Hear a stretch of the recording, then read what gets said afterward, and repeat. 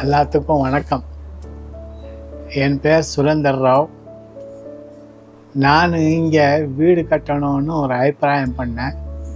அப்புறம் இவர் ஜி.யு காரர்கிட்ட சந்தித்து இதை பற்றி சொன்னேன். அவர் செஞ்சு தர்றேன் அப்படின்னு சொன்னாருங்க. அவர் கொடுத்த தைரியத்தில் தான் நாங்கள் இந்த இடத்துக்கு வந்து இதையெல்லாம் பார்த்து செஞ்சோம். எல்லாமே முடிஞ்சதுக்கப்புறம் அவர் தான் எல்லாமே ஆரம்பத்தில் இருந்து எப்படியெல்லாம் எழுதணும், என்ன மாதிரிலாம் செய்யணும், சப்ஜெக்டுக்கு இதெல்லாம் ரொம்ப அழகாக செஞ்சு கொடுத்தார்.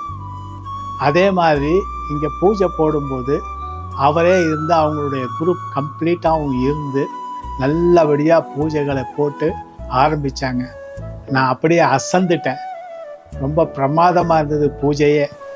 அதில் இருந்து இவங்க கன்ஸ்ட்ரக்ஷன் ஆரம்பித்ததில் இருந்து படிப்படியாக வந்து எனக்கு கொஞ்சம் தெரியும், இருந்தாலும் தெரியாத சில சப்ஜெக்டுகள் எல்லாம் அப்படியே தெரிய வச்சு அப்படியே கொண்டு வந்தாங்க. பாருங்கள், ஒன்றும் சொல்கிறதுக்கு இல்லை. எந்த இதுலேயும் எந்த மிஸ்டேக்கும் இல்லாமல், எந்த தவறுதலும் நடக்காமல் அந்தந்த நாள் அந்தந்த குறிப்பிட்ட பிளான் பண்ணி அதை பிரகாரம் அவர் செஞ்சு கொடுத்தார்.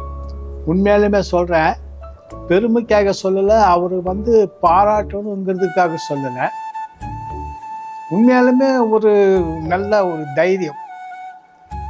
ஒரு தைரியம் கொடுத்து, இல்லை இப்படி செஞ்சாதானுங்க நல்லது அப்படின்னு. ஒரு இடத்துக்குள்ள என்ன பண்ணிட்டேன், நான் டேங்க் கட்டும்போது இவ்வளோ பெரிய இடம் எங்களுக்கு, இவ்வளோ பெரிய செவருக்கு என்னத்துக்கு இங்கே வைக்கணும்னா, இல்லை நாம் இந்த மாதிரி தான் வச்சு தான் செய்யணும் அப்படின்னு சொல்லி டேங்க் கட்டினார் பாருங்க. அப்படியே அசந்துட்டேன். அவ்வளோ பிரம்மாண்டமாக கட்டி கொடுத்துருக்காரு. அதே மாதிரி இந்த டிசைன்களும் மற்றபடிக்கு எந்தெந்த பொருள்களை வாங்கணும், கம்பிகளில் இருந்து சிமெண்ட்டுகளில் இருந்து மணல், அந்த கீழே பூமிக்கு ரைஸ் பண்ணுறதுக்கு உண்டான அந்த சாரல் மண்ணுக, இதெல்லாம் ஒவ்வொன்றா பார்த்து நான் சொல்லுவேன், இது செய்யலாங்க, இப்படி செய்யலாங்க நான் சொல்லுவேன். ஆனால் எதுக்கு முன்னாலேயே அவர் அதுக்கு வேண்டிய ஏற்பாடு செஞ்சு கொடுத்தது நானே அசந்துடுவேன். பேசுறதுக்கே வழி இல்லை. அப்படியே பார்த்துக்கிட்டே இருப்பேன். ஆனால் என்ன பசங்க, நார்த் இந்தியன்கார பசங்க கொஞ்சம் வந்து செஞ்சுட்டு இருக்கும்போது கொஞ்சம் வேஸ்ட் பண்ணிட்டாங்க. சார் வேஸ்ட் பண்ணுறாங்க சார் அப்படின்னு சொன்னால், பரவாயில்லைங்க, வேஸ்ட்டான ஆயிட்டு போட்டுங்க, நம்ம கட்டடம் நல்லா வந்தால் போதும் அப்படின்னு ரொம்ப தைரியம் சொல்லுவார்.